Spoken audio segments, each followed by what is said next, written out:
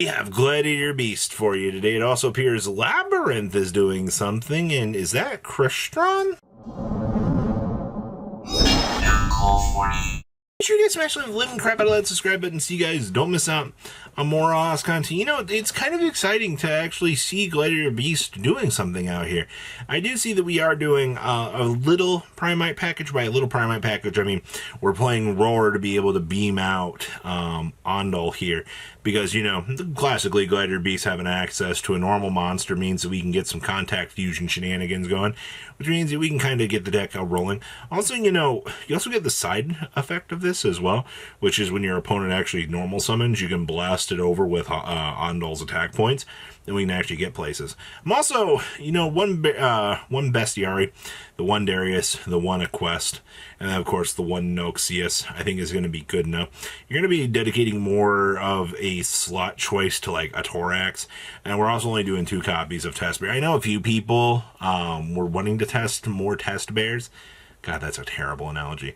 Wanted to make more Test Bears in the deck, but I don't think you got the room for it, man. Like, honestly. Also, in terms of extra deck stuff, I mean, you got the 2 Test Panthers, you got the 2 Dorios, and then the 1 Drugasses. Yeah, I said that. Dragasses. And then, of course, you got the 1 Tamer Editor, and 1 Heraclinos, the 1 Geysaris. In terms of, I mean, the rest of this 2 Claudios is also going to be pretty standard. You're also playing with the triple Book of Moon in here as well. You don't really, I mean, Book of Moon's going to be more important to you than Book of Eclipse. Yeah, imagine, you know, you make this very strong board here, just a Book of Eclipse, and then go, oh, well, sorry, I just lost all me advantage. Wasn't ever going to be an opportunity to actually do that. Also, unironically, Dimensional Berry does hurt this deck. You call Fusion, like, you lose this entire section. So, like, it's Baguska Pass, I guess. Interesting. Next up here, we have Labyrinth. Haha, funny Fiendsmith interactions for you here. Now, there's a couple of, the reason why I even chose to look at this list, there's a couple cool little tech choices here. You have the 6 Molcharmies built into the main deck. Well, it's actually funny because you're on 55 cards, but you couldn't make it 3 of each Molcharmy to round it out to 58. That was just too much of a challenge for you. Okay. This was the thing that made me really happy.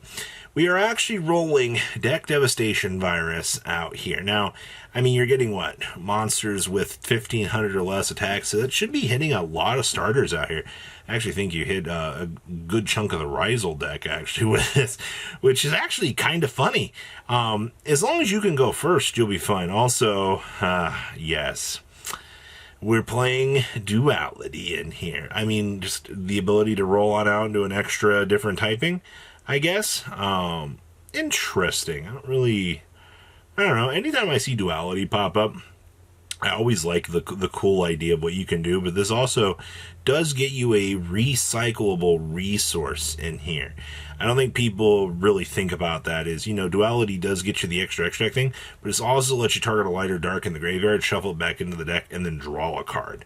Recycling certain resources in a deck like this, even though, you know, you're furnitured out of your frickin' mind in this deck, you know, if you lose something like, you know, the lovely Labyrinth, I might actually want to rotate back in and, you know, kind of reset the resource here so that I can actually beam it back out so I can actually continue to play the game. I will give this a little bit of credit, but I think the deck Devi is actually really freaking cool. It depends on what your meta is going to be, depending on which of the viruses that you might actually want to choose to actually play. Next up here, oh boy, we have Crystrons.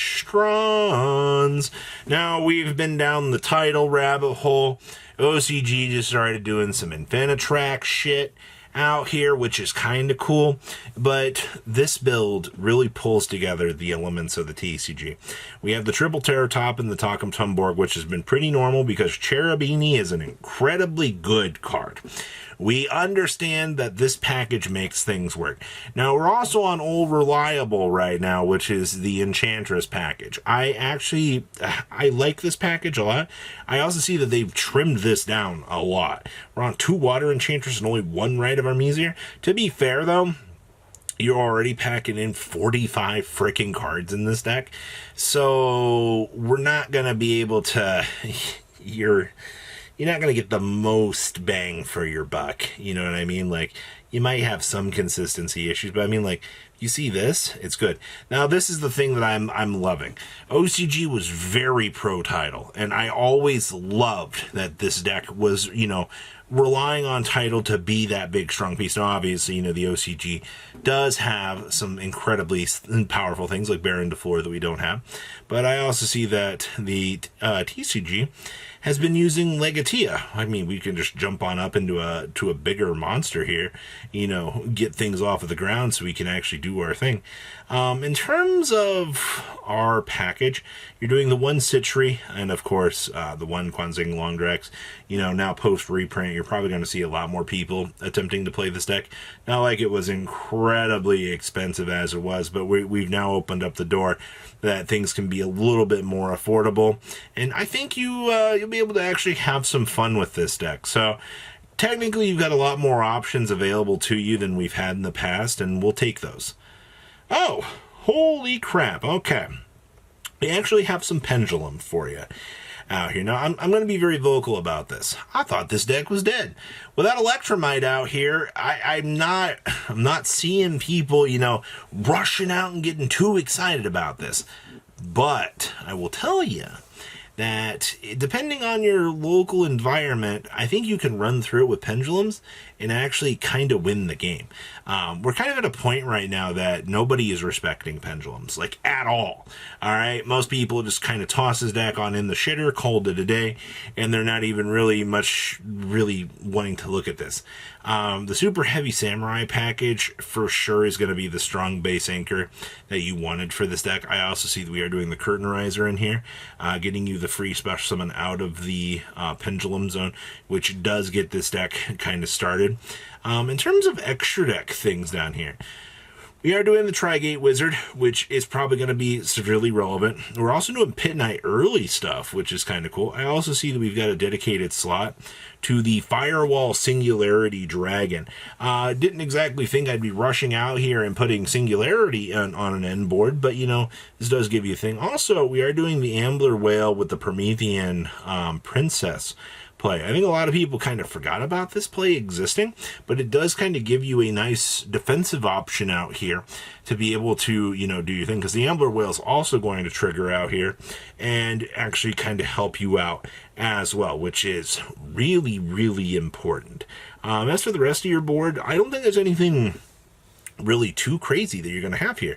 You got the standard Bysteel defense squad here to help you out, but in terms of your developments with what this deck is doing, I think this is pretty standard good stuff, man.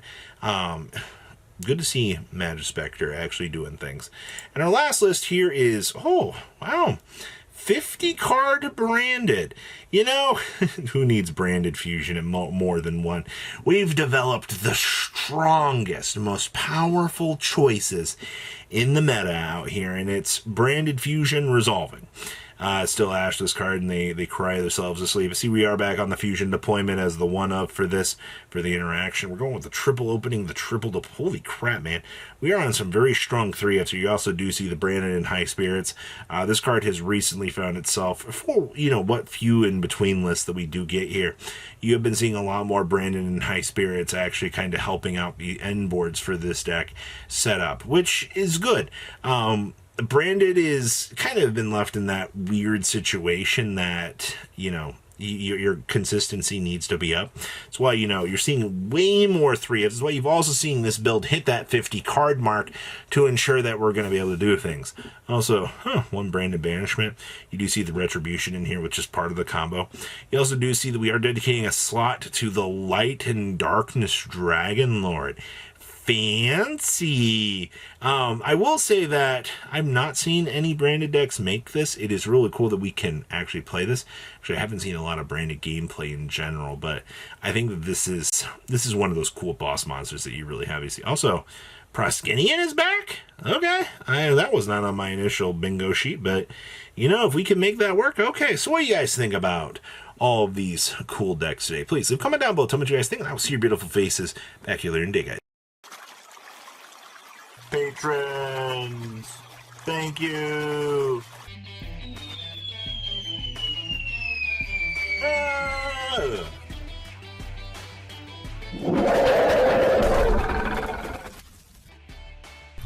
Thank you so much for watching. Check out these other videos.